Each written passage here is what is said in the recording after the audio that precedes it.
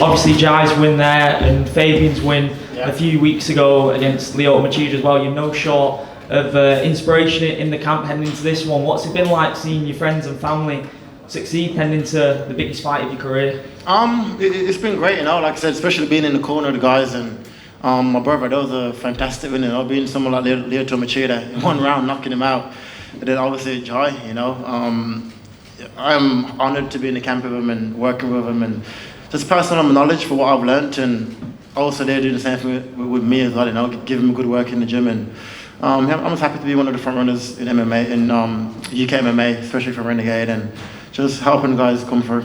You're one of the more calm and relaxed talkers in MMA, and obviously you had that press conference scene with Kamaru Usman, which was there was a bit of friendly back and forth between you both. Yeah. What was that like, sussing each other out on stage? It was good to see him, and I've seen him for like probably 4 years, 3 years.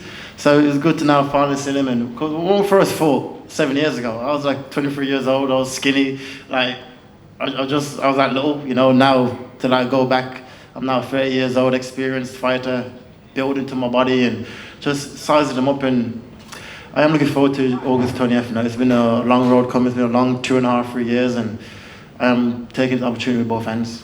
When you look at the fights that Kamaru's had with Colby Covington, do you see a lot of weaknesses in his game that you are ready to exploit? Do you feel like you're tailor-made for him?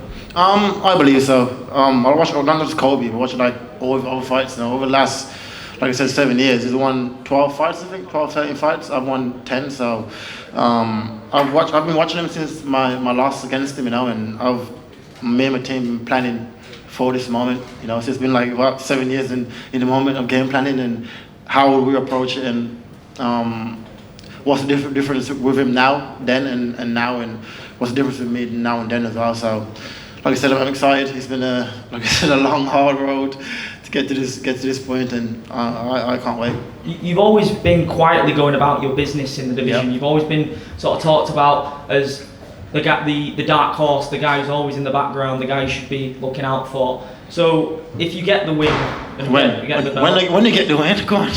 When the belt comes home, what's that going to be like for yourself when you're the star, when everyone wants to speak to you, and everybody wants a piece, because that's going to be a completely different side of things for yourself. Yeah, exactly. But this is what I've been working for and envisioning for many years now, you know. And I always said I'll be found for the title. I always said I was number one in the division, and it just took a longer road to get to the point where I'm at now, you know. But I believe that road made me to a better fighter. Maybe if I fought him about 3 or 4 years ago, I probably wouldn't have been ready. I truly believe like this is the right time for us to fight, and like I said, I'm excited. My team is excited. My family's excited, and I'm going to attack it with both ends. Final one from me. Just in terms of the stylistic matchup, obviously when you get to grapple-based fighters, you usually see a stand-up war. Obviously nothing to give away from the game plan, but is that something that you wouldn't say is out of the question? Could you see it being a 5-round war? Could be. It is tough, and I'm not going to go out there and be like, I'm going to go in there and walk through him and it's going to be an easy fight.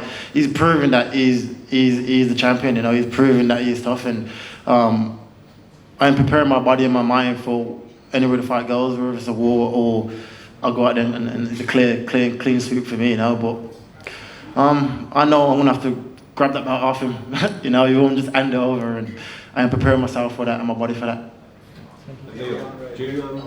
Everyone. Go. Ladies first. Right here, Leo. Ladies first. Oh.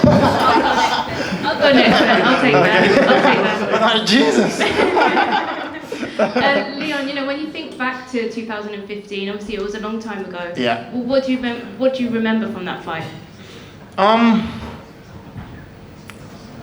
just remember like my plan to the fight, you know, and how I approached the fight more than the actual fight, you know. And back in 2015, like my whole team was telling me, well, 2 months before was telling me, you need to go to America to improve your grappling if you're going to fight this guy. So up to the left and went to America for like 6 weeks. And my whole game plan was to just defend his wrestling. And that was it. I didn't work nothing what I need to do to win the fight. It's more just about not losing the fight, you know. And I think that showed when we fought. I was more worried about, I was like reaching over, falling into my shots. Just so worried about him grabbing my legs, you know, I watched it back the other day actually. It was on Facebook.